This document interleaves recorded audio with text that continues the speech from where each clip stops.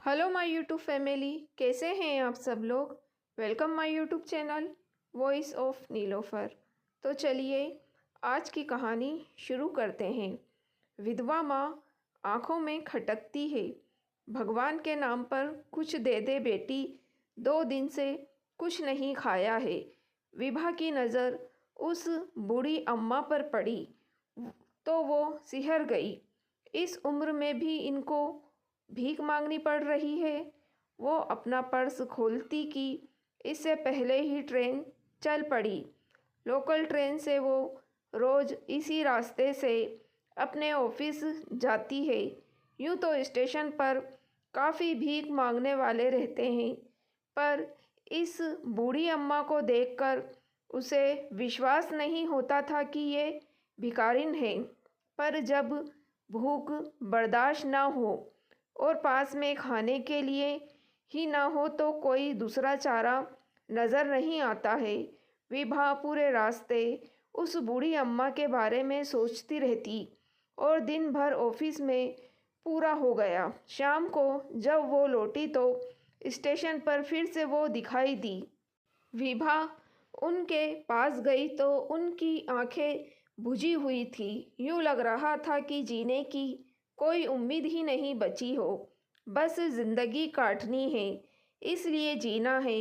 उम्र करीब 80 साल, चेहरे पर अनुभव की झुर्रियाँ, मेली कुचेली साड़ी, पर इन सब से हटकर भी वो कुछ अलग ही लग रही थी। किसी अच्छे घर की महिला ही नज़र आ रही थी। पता नहीं कौन सी ऐसी मजबूरी है। विभा ने वहीं खाने बेचने वाले से एक प्लेट ली जिसमें 4 पूड़ी और आलू की सब्जी थी। साथ ही उसने एक पैकेट छाछ भी ले ली ताकि गले में तरावट हो जाएगी। अम्मा, ये खाना खा लो और छाछ पी लो, आपका पेट भर जाएगा। खाना देखते ही उनकी आंखों में चमक आ गई। उन्होंने आशीर्वाद दिया और खाने लग गई। विभा आगे कुछ पूछती कि विनीत का फ़ोन आ गया। कहाँ हो यार, अब तक तो घर आ जाती हो, आज तो बड़ा समय लगा दिया। हाँ, आ रही हूँ, वो मैं आकर बताती हूँ। और विभा घर की ओर चल दी। तुम भी ना विभा, स्टेशन पर तो ऐसे कितने ही भिखारी होते हैं।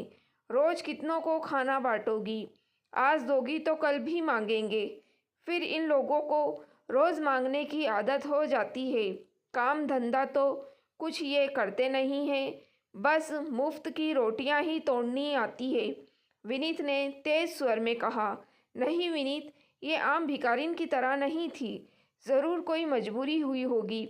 इतनी लाचार लग रही थी, तुमको भी देखकर दया आ जाती। मैं कल अम्मा से बात करूँगी। अरे कल तो संडे है, कल क्यों जाओगी। अभी तो कल जाऊँगी, संडे है, ऑफिस जाने की जल्दी नहीं होगी और ना ही घर आने की।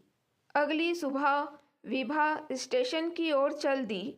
वहाँ पर उसने बूढ़ी अम्मा को ढूंढा, पर वो दिखाई नहीं दी। तभी पूछने पर किसी ने बताया कि वो स्टेशन के बाहर जो बड़ा सा बरगद का पेड़ है, वहीं पर उनका बसेरा है। तो विभा कहीं चली गई। बरगद के पेड़ के नीचे वो लेटी हुई थी। अम्मा, मैं आपके लिए नाश्ता लाई हूँ, आज आप अंदर नहीं आई। हाँ बिटिया, तबीयत ठीक नहीं लग रही है, हाथ पैर भी जवाब दे चुके हैं।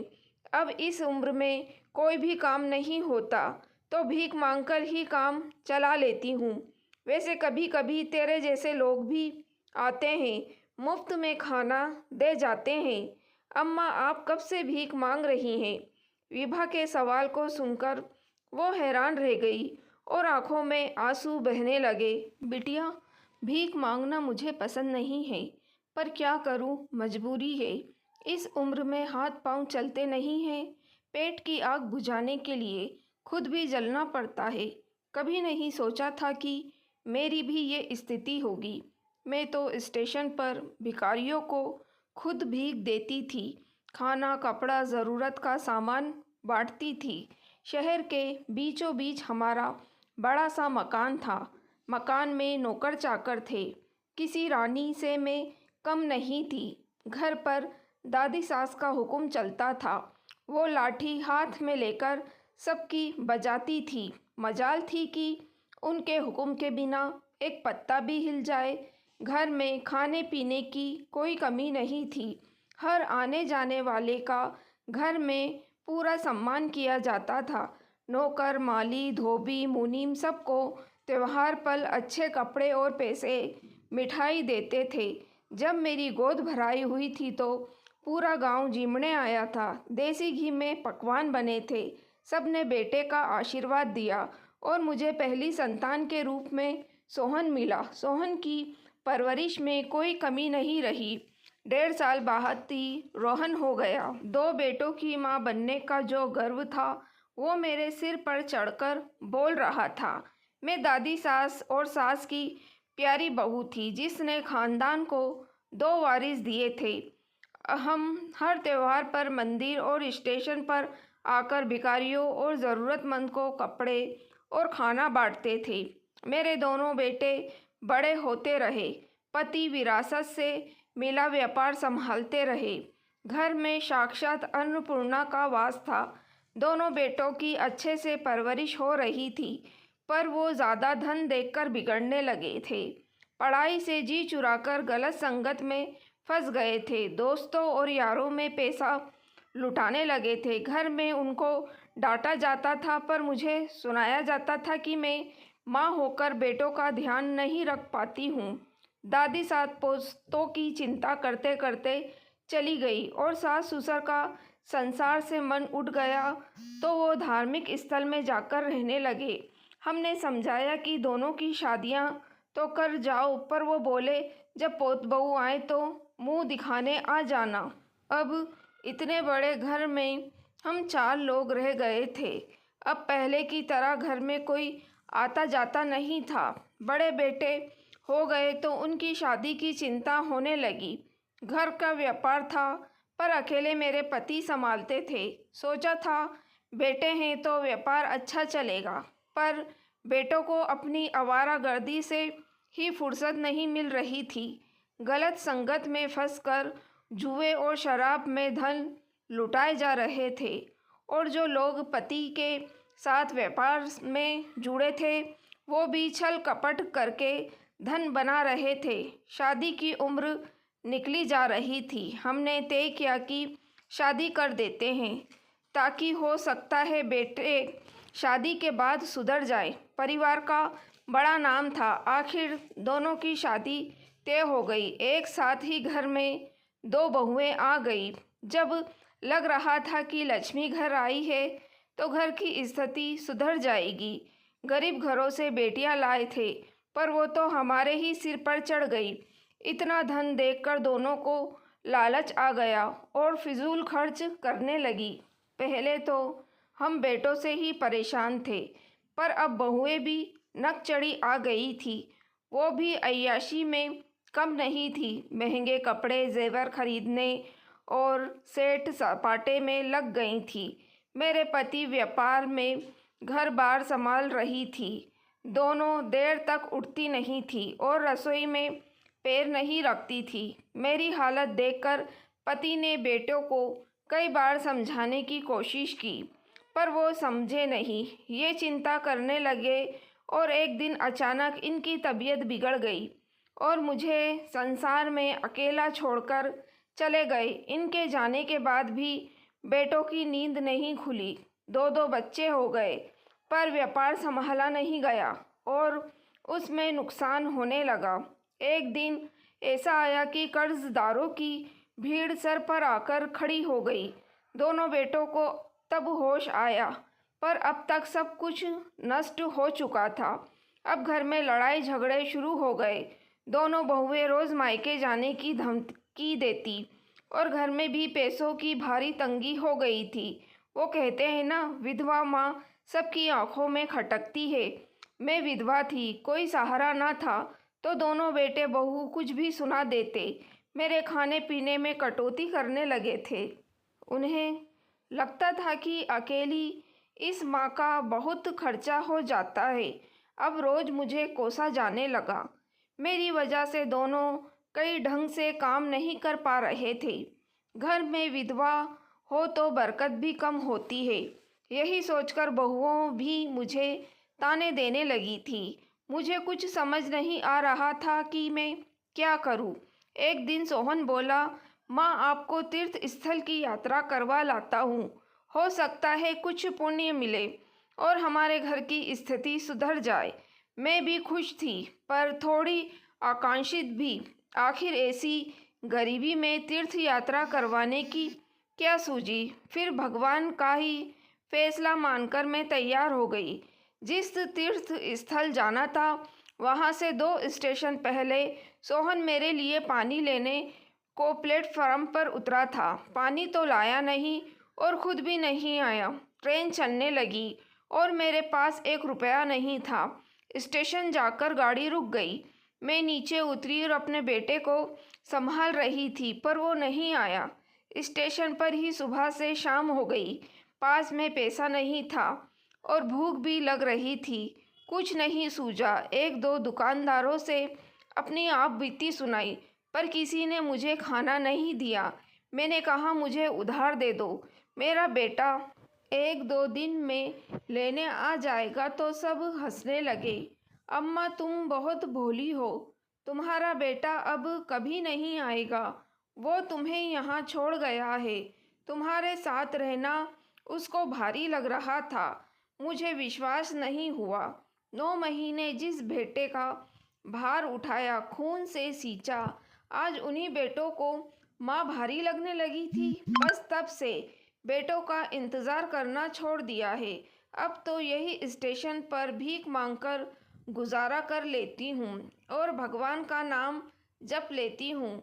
बूढ़ी अम्मा की कहानी सुनकर विभा की आंखें भर आई। सच है, सब जानबूझकर भीख नहीं मांगते हैं, कुछ लोग मजबूरी में भी होते हैं। विभा घर पर आ गई, अपनी बूढ़ी अम्मा से मिल आई।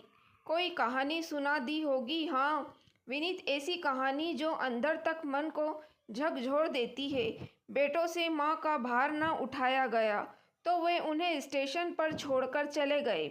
मैंने कहा, बूढ़ी अम्मा आप अपने घर का पता दो, पर वो मुकर गई। वो अब ना बेटों के साथ रहना चाहती है और ना ही उन्हें सज़ा दिलाना चाहती है। वापस भी जाना नहीं चाहती। अब बेटों ने मेरे त्याग कर दिया तो मैं क्यों उनके मोह रखूं। पत्थर की बन गई है।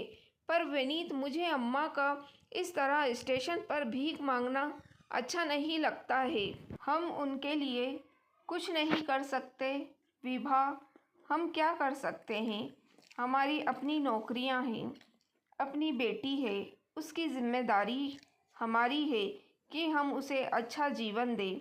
लेकिन विनीत, हम अपनी बेटी को सब दे रहे हैं पर जो सबसे अमूल्य विरासत है वो नहीं दे पा रहे हैं। हमारी बेटी अकेलेपन से जूझ रही है। हम उसे समय नहीं दे पा रहे हैं और ना ही दादी नानी का प्यार दे पा रहे हैं। विनीत, क्यों ना हम उन बूढ़ी अम्मा को गोद ले लें और अपने घर लेकर आ जाए। उन्हें भी सहारा मिल जाएगा और हमारी बेटी को दादी नानी का प्यार भी मिल जाएगा। तुम्हारा दिमाग खराब हो गया है। ऐसे ही रास्ते में से किसी को भी उठाकर अपने घर में ले आऊं? किसी के बारे में कुछ पता तो होना चाहिए। फिर वो हमारी कोई नहीं लगती। ऐसे मदद करना चाहो तो कर सकती हो पर उन्हें घर तो नहीं ला सकते हैं। अनजान अजनबी लोगों का कोई भरोसा नहीं होता है। लेकिन विनीत, तुम भी तो अनजान और अजनबी ही थे जब तुम्हें अनाथालय से लाया गया था। विभा की बात सुनकर विनीत चौंक गया। फिर वो झूठ भी तो नहीं बोल रही थी। वो भी अनाथ था। जाने क्यों उसके माता पिता ने उसका त्याग कर दिया था। आज भी उसे अपने माता पिता की याद आती है। जिन लोगों ने उसे गोद लिया था उन्होंने बड़े लाड़ प्यार से पाला और आज उन्हीं के दम पर वो अपने पैरों पर खड़ा हुआ है। विभा से शादी हुई और एक दिन दोनों उससे ही मिलने अपनी कार से आ रहे थे पर भीषण सड़क दुर्घटना में दोनों मारे गए और अपनी पोती का चेहरा भी देख नहीं पाए। विनीत फिर से अनाथ हो गया था। ये तो विभा ने उसे संभाला और हर कदम पर उसका साथ दिया। मुझे माफ़ कर दो विभा, हम कल सुबह ही उन अम्मा के पास चलेंगे और उन्हें घर पर ले आएंगे। रात को विभा बहुत खुश थी। उसने अपनी बेटी को भी बताया था कि वो कल दादी को लेकर घर पर आएंगे। सुबह उठकर तीनों ही स्टेशन चले दिए। विभा की नज़रें उन्हें ढूंढ रही थी। तभी दूसरी ओर बहुत भीड़ दिखी। वो भी भीड़ के अंदर देखने की कोशिश करने लगी। अंदर देखा तो मुंह से चीख निकल आई। अम्मा का शव पड़ा था। काफ़ी दिनों से बीमार थी। समय पर इलाज न मिलने के कारण मृत्यु हो गई।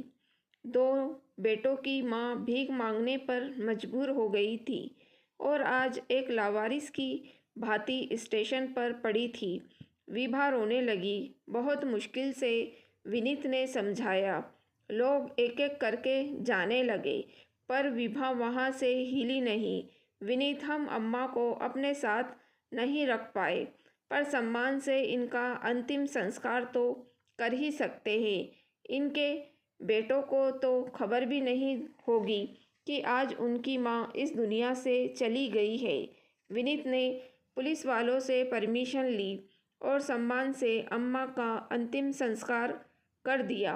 विभा ने भीगी आंखों से उन्हें विदाई दी। दोस्तों, समाज में लड़कों की बड़ी चाह है कि बेटे होंगे तो माता पिता को बुढ़ापे में सहारा मिलेगा, उनके हाथों से चिता को आग दी जाएगी। पर कलयुग में सब परिभाषा बदल गई है। बेटे जीते जी माता पिता को छोड़ देते हैं, घर से बेघर कर देते हैं। तो दोस्तों, कैसी लगी आपको कहानी?